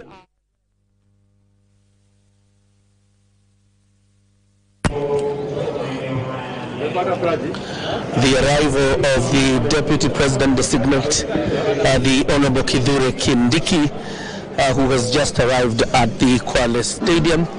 At the spot now, what we expect is the arrival of the President, because there appears to be no other protocols beyond that. Professor Kindiki has arrived, the Deputy President designate. Of course, you had to see the Prime Cabinet Secretary, Dr. Musalia Mudavadi, but so far the Honorable Moses Wetangula, the Speaker of the National Assembly, has arrived. And so has the Governor for Kwale County, the Honorable Fatma Achani, who has also made her way to the stadium. The Prime Cabinet Secretary has also arrived, the Honorable Musalia Mudavadi. So largely, what we just waiting for is the arrival of His Excellency the President, but our camera is fixed at the VIP entrance where the guests will be making their way through, and let's see who this is. That is the Speaker of the Senate. That is Amason Jeffa Kingi, the Speaker of the Senate, Amason Jeffa Kingi, and so has the Speaker of the National Assembly, Moses Wetangula, arrived. So the two speakers are here, and Anna Gertrude Mbeyu of Kilifi County, the woman representative, has also arrived. So what we expect at this point, the Chief Justice, and probably the entourage from the judiciary, and then the arrival of His Excellency the President. The big question is, will the Deputy President, Rigathi Gachagua, make his way here, following what has transpired over the last 2 weeks, part of it being him being impeached and the replacement already gazetted, Professor Kindiki being gazetted as the Deputy President. Only that there was a court order that has barred his swearing in as a Deputy President. The government is in the courts of justice, led by the Attorney General Dorcas Oduor, challenging those orders, and the idea here is to ensure that Professor Abraham Kindiki is sworn in as a Deputy President in the coming days, and preferably next week. The prayers to lift those orders yesterday was denied. So much of any outcome regarding the swearing in of a Deputy President would have to be on Tuesday, because it is presumed that tomorrow is also a public holiday. The Mashujaa celebrations right here at the Kwale Stadium. The first Mashujaa celebrations, of course, under the 2010 Constitution, were held in Nairobi. You remember the last year's celebrations were in Kericho County. There are several other counties that have hosted Mashujaa Day, but Mashujaa Day is not the only holiday that is celebrated outside in Nairobi County. There are other counties really that have hosted the Mashujaa Day celebrations, including the last time being the Madaraka Day celebrations that were held. The Madaraka Day celebrations, as you will remember, were also celebrated outside Nairobi County. So it's a norm now in government where celebrations, the national celebrations, are taken outside the county of Nairobi, where normally they used to be held traditionally. The last one were held in Bungoma County of the Western Kenya region. VIPs, of course, continue to trickle in into the stadium, but much of what we are waiting for is the arrival of the President.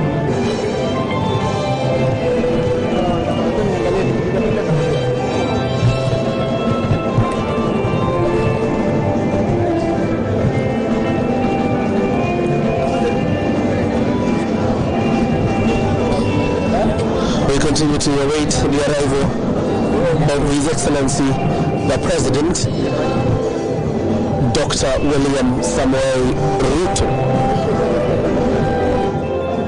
We are yet to locate the Chief Justice, or probably could have come in through another route, because there are two VIP gates to access the stadium. But our eyes are much more transfixed on where the President will enter through.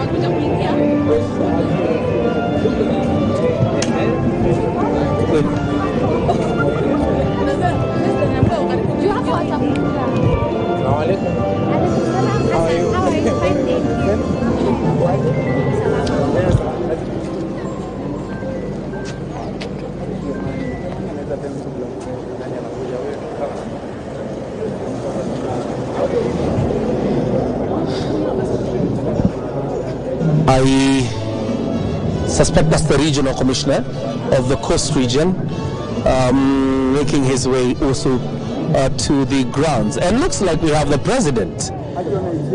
Here we go. President William Ruto has arrived to officiate the Mashujaa Day celebrations in Kwale County.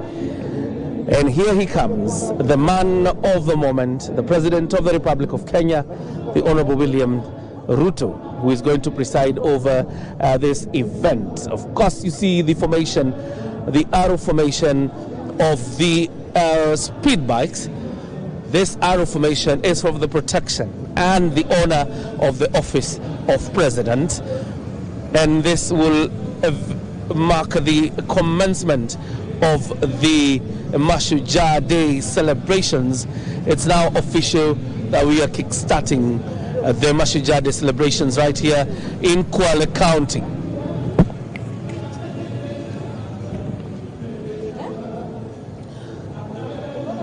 After disembarking from his official vehicle, he will board the ceremonial vehicle that is reserved for the Commander-in-Chief, and of course received there by General Charles Moreu Kahariri, the Kenya Defence Forces Chief of Defence Forces. He will then proceed to receive greetings from Kenyans aboard that ceremonial Land Rover. We'll now hand you over to the stadium, of course, as it prepares to receive His Excellency the President as he makes his way into the stadium.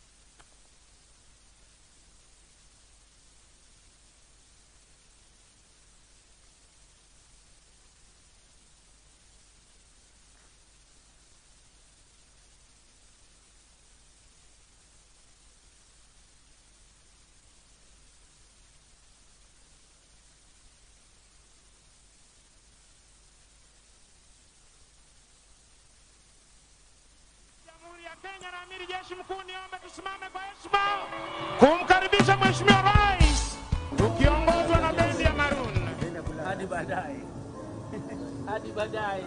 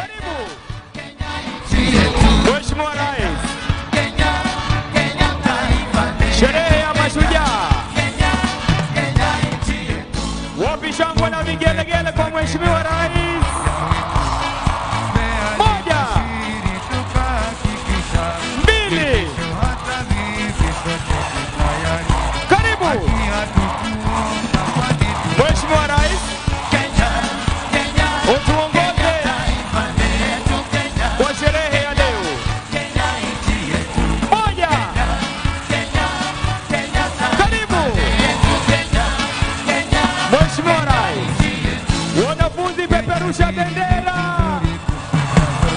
Wapi shangwe na vigelegele kwa Mheshimiwa Rais. Karibu Mheshimiwa Rais, utuongoze kwa sherehe ya leo. Boma langu, nyumba yangu, mimi ni shujaa. Karibu Mheshimiwa Rais, eneo gatuzi la Kwale katika sherehe ya mashujaa. Tuendelee kumkaribisha Mheshimiwa Rais kwa makofi, mabibi na mabwana, anapojiunga nasi katika eneo gatuzi la Kwale, sherehe ya mashujaa. Karibu Mheshimiwa Rais, utuongoze kwa sherehe ya leo. Moja. Karibu Mheshimiwa Rais,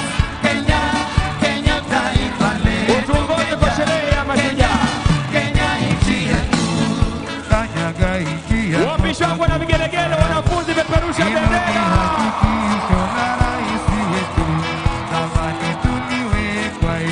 Hongera mashujaa wetu. Mkiwa mkono wa kulia wa jukwaa, tumsalimie Mheshimiwa Rais, mashujaa wetu kwa furaha. Mashujaa hoye! Karibu Mheshimiwa Rais. Mashujaa kwa shangwe tumsalimu Mheshimiwa Rais anapojiunga nasi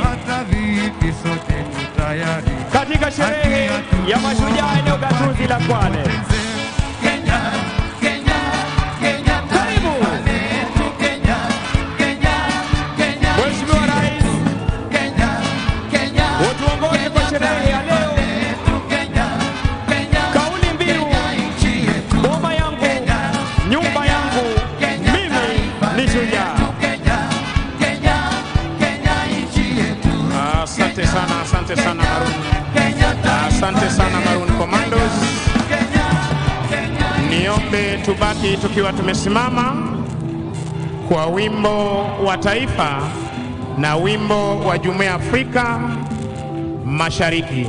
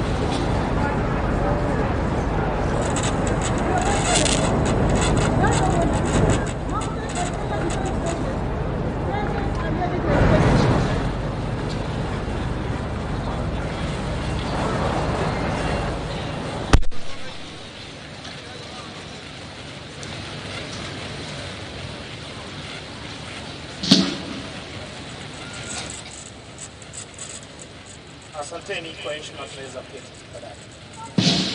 Anayemsikiliza Rais wa Jamhuri ya Kenya ni Mkuu wa Majeshi ya Ulinzi ya Kenya, Jenerali Charles Mureu Kahariri.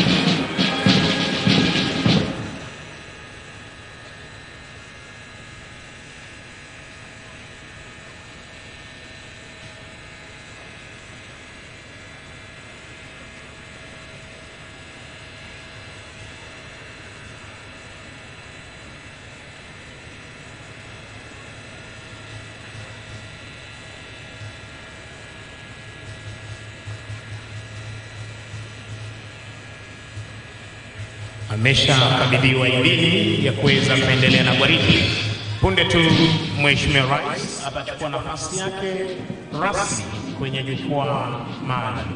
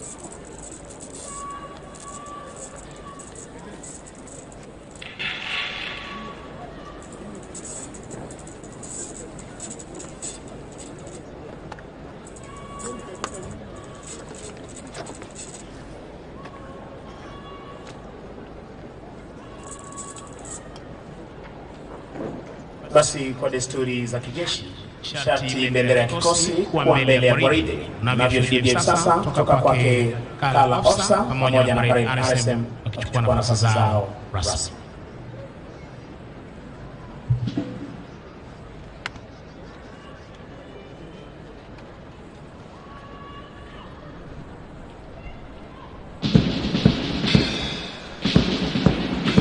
To your duties by the left quick march.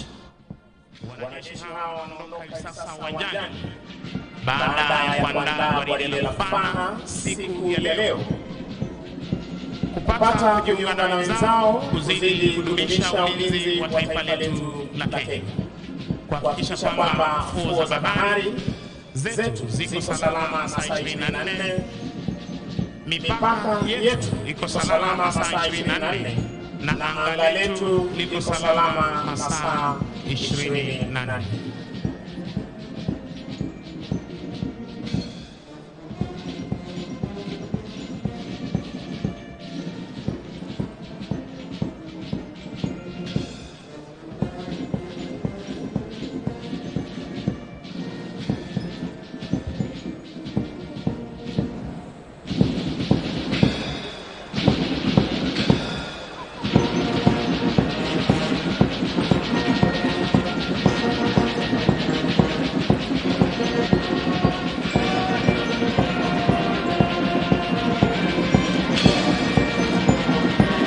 Mheshimiwa Rais, mkuu wa gwaride hili ni Luteni Kanali Faith Mwagani, na ikumbukwe kwamba yeye ndiye mwanadada wa kwanza kutuipa jukumu la kuwa parade commander wa kuweza kuongoza vikosi vyote vitatu vya jeshi letu. Divisheni ya kwanza chini yake Meja Herman Kalama anayebeba bendera ya fahari ya jeshi la wanamaji Luteni Samuel Sugu. Predaresia Mwarando Sawan Mohamed Ali. Divisheni ya pili chini yake Captain Edwin Wahumu.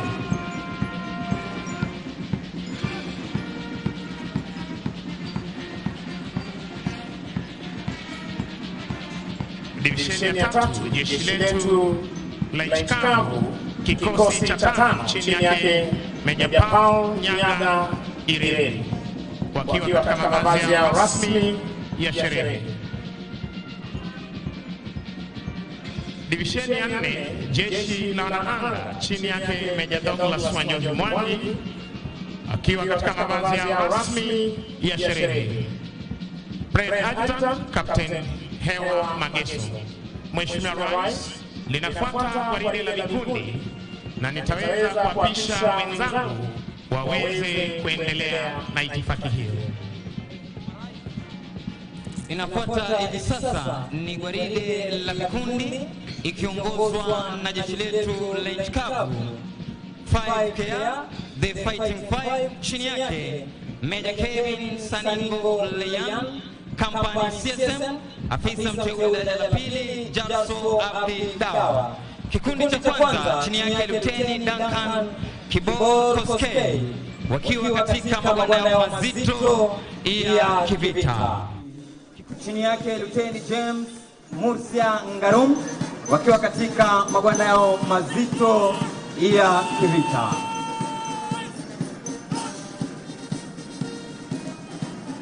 Kikundi cha tatu, Mheshimiwa Rais, chini yake Luteni Esther Mnyazi Mkala, wakiwa katika magwanda yao mazito ya kivita. Wanafuata hivi sasa, Mheshimiwa Rais, ni kikosi cha 15 A Company, kauli mbiu yao ikiwa ni Stay High Alpha Raiders. Chini yake Meja Jonathan Tonyok, Company CSM, Warrant Officer 2 Ngungu wakiwa. Kikundi cha kwanza chini yake Luteni Ahmed Buracha Halake, katika magwanda yao mepesi ya kivita. Kikundi cha pili chini yake Luteni Conrad Kipto, wakiwa katika magwanda yao mazito ya kivita. Kikundi cha tatu chini yake Luteni Isaac Kimathi, wakiwa katika magwanda yao mepesi ya kivita.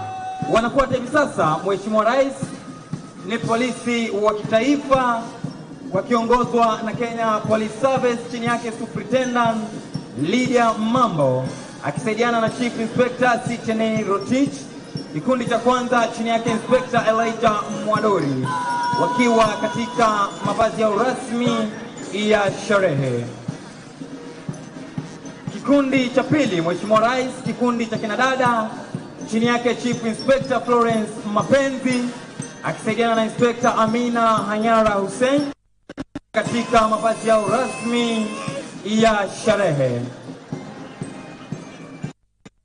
Sasa ni GSU wakiwa katika mavazi yao rasmi ya sherehe, chini yake Chief Inspector Wesonga Makwary Boniface akisaidiana na Inspector Vincent Korir. Kikundi kifuatacho, kikundi cha GSU wakiwa katika mavazi yao mazito ya kikazi, chini yake Inspector Daniel Ndolo.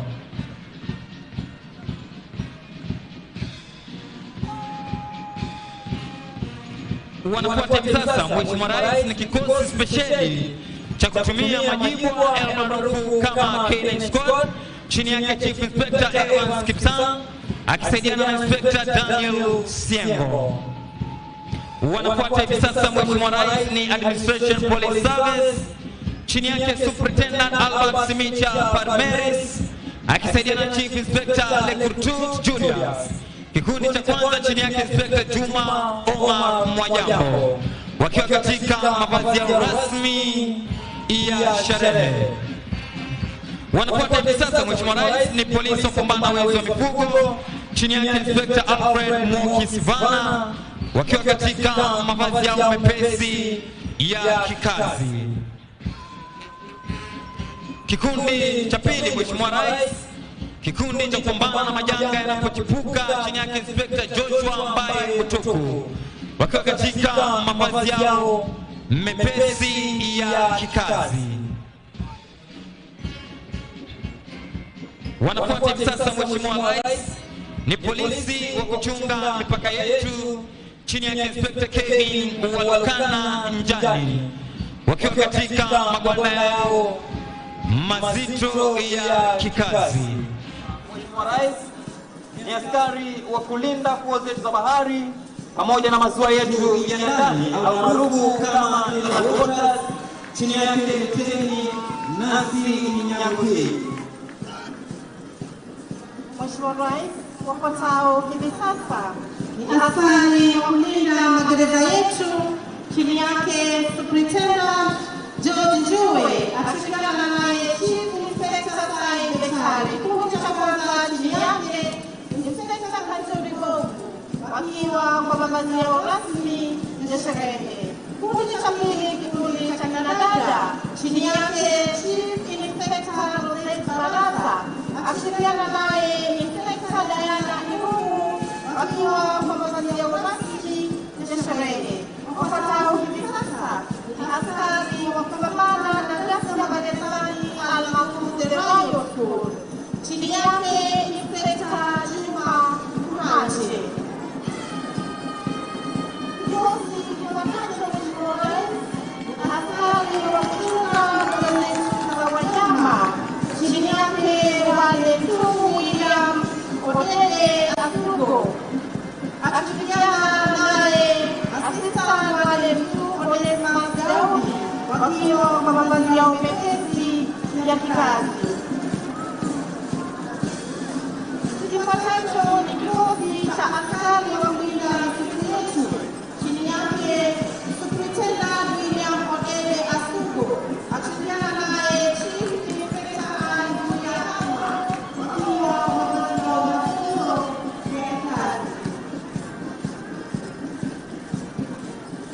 Mheshimiwa Rais, kikosi kifuatacho ni vijana wa huduma kwa taifa, chini yake Superintendent Mariko Omoni Ogola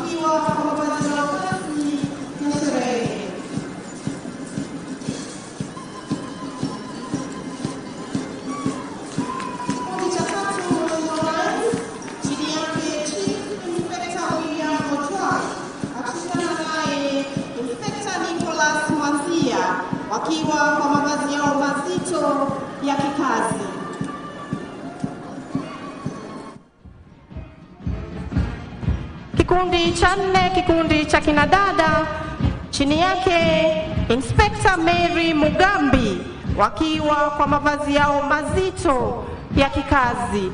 Na kwa kutufungia gwaride hili la vikundi, Mheshimiwa Rais, ni askari wa gatuzi hili la Kwale, chini yake Chief Inspector Joseph Kalumalewa, akishikiana naye Inspector Abdalla Morandani, wakiwa kwa mavazi yao rasmi ya sherehe. Kikundi cha pili, kikundi cha kinadada, chini yake Chief Inspector Mwanajuma Gwaya, akishirikiana naye Inspector Magdalene Duta, wakiwa kwa mavazi yao rasmi ya sherehe. Tuwasindikize askari hawa kwa makofi tafadhali, kwa kazi nzuri wanayoifanya.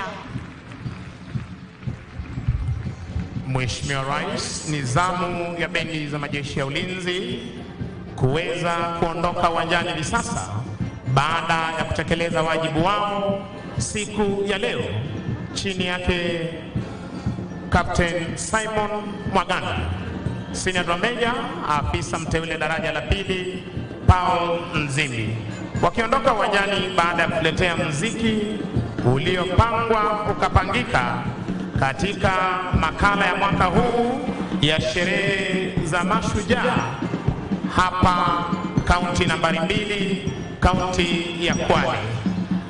Basi Mheshimiwa Rais, litafuata tamasha la ndege zetu za kivita na nitampisha mwenzangu aweze kuendelea.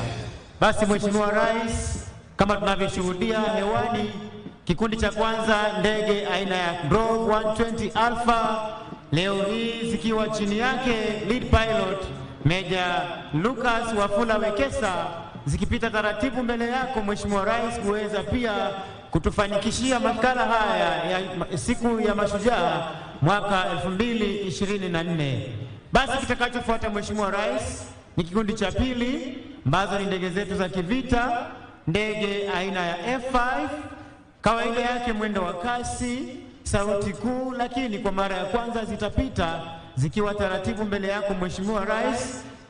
Na ni ndege hizi Mheshimiwa Rais, kama tunavyoshuhudia angani, zikiwa katika 4 ship box formation.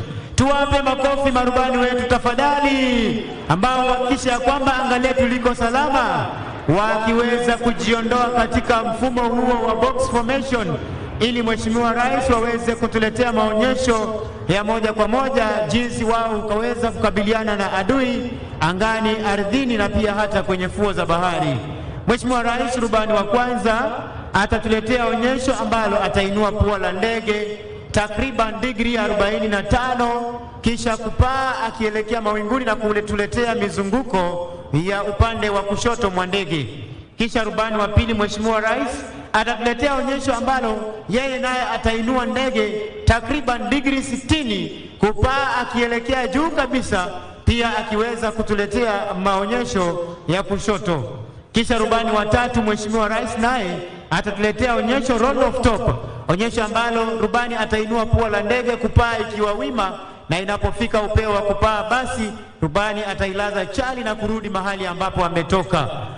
Alafu baadaye Mheshimiwa Rais tutaweza kupata ndege ya 4 ambayo itaweza kutuletea high speed pass, onyesho ambalo marubani huweza kutumia kule vitani, manake sauti hii ukiisikia. Rubani wa kwanza Mheshimiwa Rais akiwa tayari kabisa, kama tunavyoshuhudia kuinua pua la ndege na kutupa mizunguko ya kushoto. Tumpe makofi rubani huyo tafadhali. Basi Mheshimiwa Rais, rubani wa pili kama nilivyokuwa nimesema, naye akituletea vertical roll, kuinua pua la ndege takriban degree 60 kama tunavyoshuhudia hivi sasa, kupaa juu kabisa, kisha pia kuweza kutuletea mizunguko maridadi na kuingia mawinguni. Kisha rubani wa tatu Mheshimiwa Rais kutuletea roll of top, atapaa akiwa wima kuelekea juu kabisa kama tunavyoshuhudia hivi sasa. Ameinua pua la ndege, anapaa akiwa wima kulala chali, na tutamuona akiweza kurudi nyuma mahali ambapo hakuna mawingu. Tumpe makofi rubani huyo tafadhali. Kisha anayetuletea 4 point roll, mara ya kwanza, ya pili, ya tatu, ya 4, rubani wetu mkuu, ndege hiyo ikipelekwa na Luteni Kanali Douglas Kitonga Muthuri, ambaye ndiye komanda wa kikundi ambacho kinashughulika na marubani wetu. Hivi sasa Mheshimiwa Rais, tunatarajia ndege yetu ya 5 kuweza kuletea onyesho la 5 high speed pass. Ukisikia sauti hiyo basi ndege hii itakuwa imepita. Tunatarajia hivi sasa rubani huyo akiwa ameshajiweka tayari kabisa ataweza kupita mbele yako Mheshimiwa Rais, kama vile naona wananchi upande wa pili wanaitazama ndio ndege. Sauti almaarufu Sound of Freedom. Tumpe makofi rubani huyo tafadhali, Captain Alan Ocheng, kutufungia maonyesho haya Mheshimiwa Rais. Basi ni ndege aina ya Puma, ikiwa ni helikopta speciali, ndege ambayo ina uwezo wa kuelea hewani kwa muda mrefu zaidi.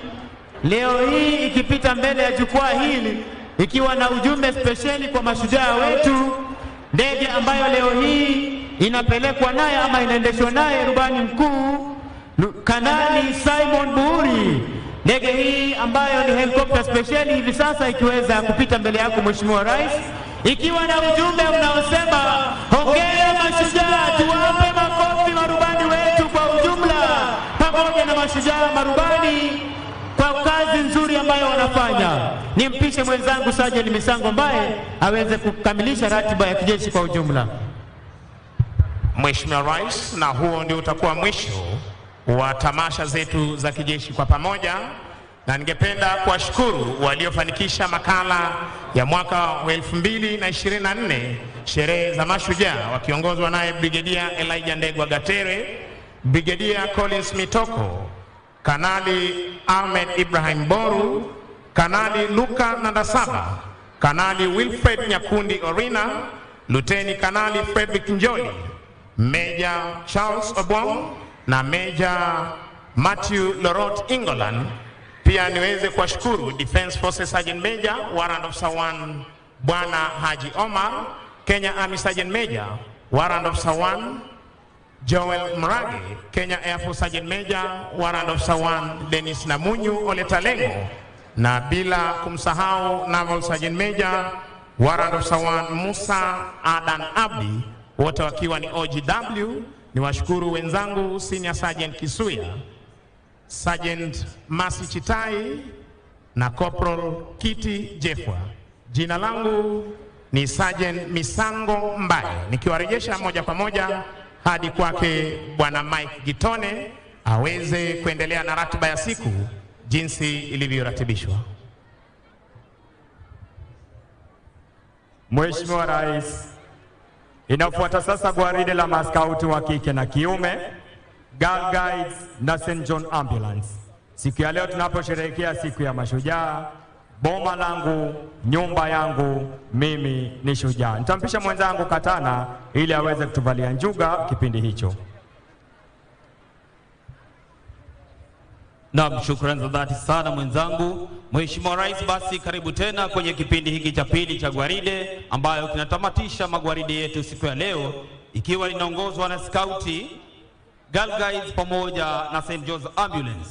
Mbele yako Mheshimiwa Rais ni bendi ya mseto ambayo inajumuisha ACK Kwale na AIC Chanagande. Vyo hivi ni speciali vya watoto Mheshimiwa Rais, chini ya himaya yake Messmaster Ismail Omar ambaye watatuletea gwaride hili. Bendi, tuendelee.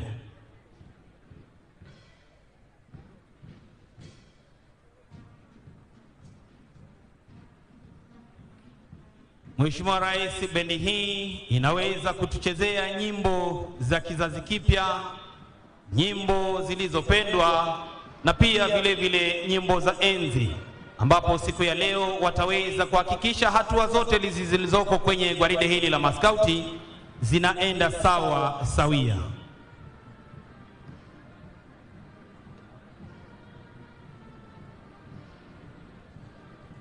Bendi hii Mheshimiwa Rais, mkurugenzi mkuu wa muziki anajulikana kama Dom Alex Ngereza.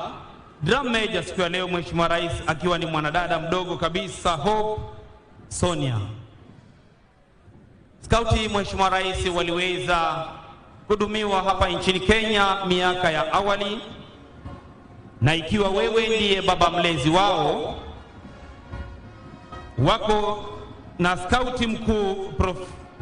Jacob Kaimenyi, pia vile vile kamishina mkuu Bwana Victor Radido, wakiweza kuhakikisha kwamba skauti basi inaendelea nchini Kenya, na wako katika vitengo tofauti tofauti.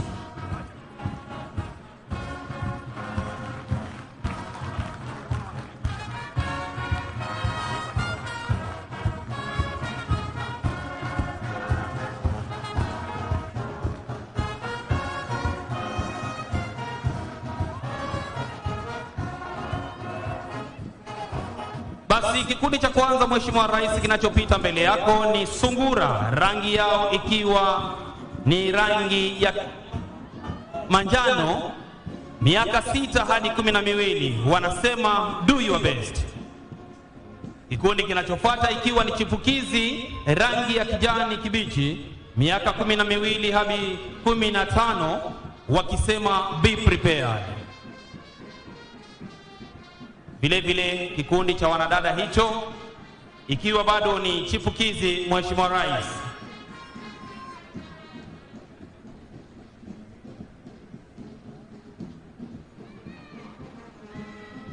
kinachofuata Mheshimiwa Rais ni kikundi cha mwamba, wakiwa wamevalia rangi ya maruni kwenye shingo, miaka 16 hadi 18, wanasema look wide.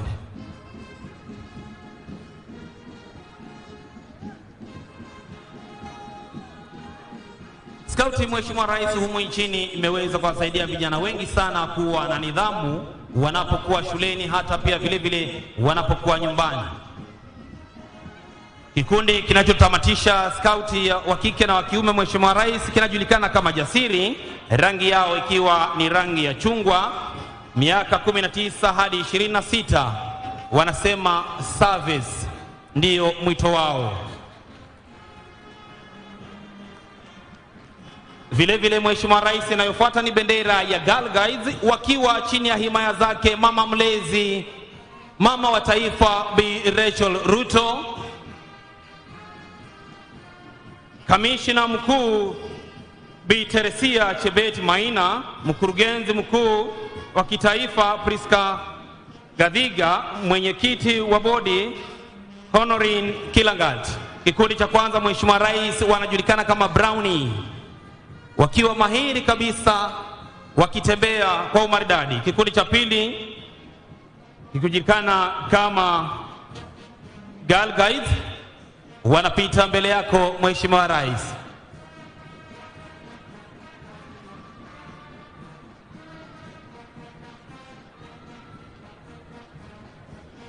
Wanaopita mbele hivi sasa, Mheshimiwa Rais, ni kikundi cha wanadada ambacho kinajulikana kama Girl Guide, wakiwa wamevalia blue, wakisema upright.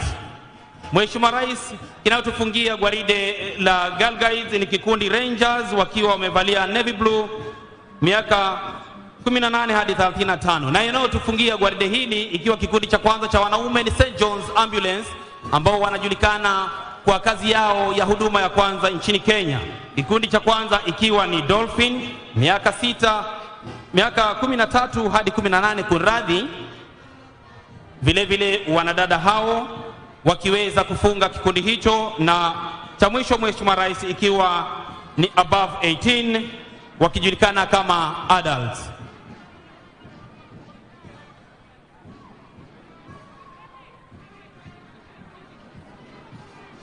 Basi bendi yetu kwa kuweza kupromosha miziki hiyo na kuhakikisha hatua hizo zinafuata, Mheshimiwa Rais wanatoka na wimbo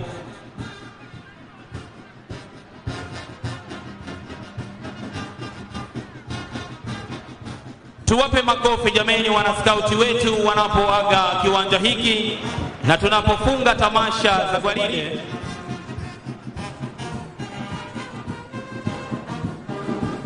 Wanasema na kuheza na masukari.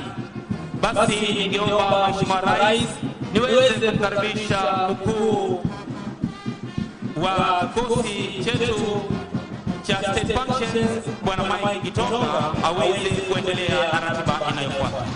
Karibu. Asante sana Katana, na tuwapigie maskauti makofi tafadhali.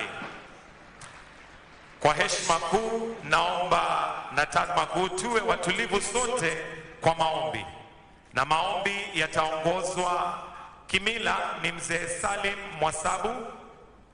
Maombi ya Kiislamu tutaongozwa na Shehe Faraji Bakari Omari, na atakayetufungia kurasa la maombi ni Reverend Musomba kwa maombi. Kaya atusimilani muchisimila na voya vizo vinivyo hazo inomvula ya pevo simasia mwamba Zahara mloganji mloga nchi yenu ya Kenya, mloga rais wa Kenya Bwana William Samoei Ruto, mloga mahakama ya Kenya, mloga bunge la taifa la Kenya, hai mlungu ukongo mpungu atu wa Chigomba similani alomba eniani serabi emeni chitwani mvura kumanya kuimana chime matonana kumanya kona na gaone mikono mipaha kumanya kuirana ibire magulunguzwa kumanya kuchitanga nagachite similani. Jina la Mwenyezi Mungu mwingi wa rehema mwenye kurehemu. Tunakushukuru Mwenyezi Mungu kwa kutupa sikukuu hii ya mashujaa wetu wa nchi yetu tukufu ya Kenya. Tukuomba Mwenyezi Mungu utubariki, utuzidishie kheri, baraka na amani yako Mwenyezi Mungu. Tukushukuru kwa kutupa mafanikio mema katika elimu, afya na mengi tuliyoweza kufanikiwa katika nchi yetu ya Kenya. Twamuombea rais wetu Mheshimiwa Dr. William Samoei Ruto maisha marefu, afya njema, azidi kutuongoza Kenya hii tupate mafanikio na maendeleo zaidi. Kwa kuomba Mwenyezi Mungu uwajalie viongozi wetu wote na wananchi sote tuzidi kupendana, tuwe na umoja, ushirikiano, amani na maendeleo zaidi. Rehma na amani ziwashukie mitume wako wote. Amin, amin, amin. Let us pray. Heavenly Father, on this Mashujaa Day, we come before you with hearts full of gratitude. We thank you for the heroes who have paved the way for our freedom and progress. Almighty God, on this Mashujaa Day, we lift before you His Excellency, the President of the Republic of Kenya, Dr. William Ruto. We thank you for his leadership and the responsibilities he carries. Grant him wisdom and discernment in every decision he makes. Bless all our leaders in national and county government. Lord, help us to foster unity among our communities, embracing our diversity as our strength. Gracious God, grant us the strength and the courage that our heroes exhibited in their fight for justice and equality. Let their remind us to stand firm in our conviction and pursue what is right. Dear Lord, as we remember those who have fought for our freedom, we also pray for the future generation. Instill in them the values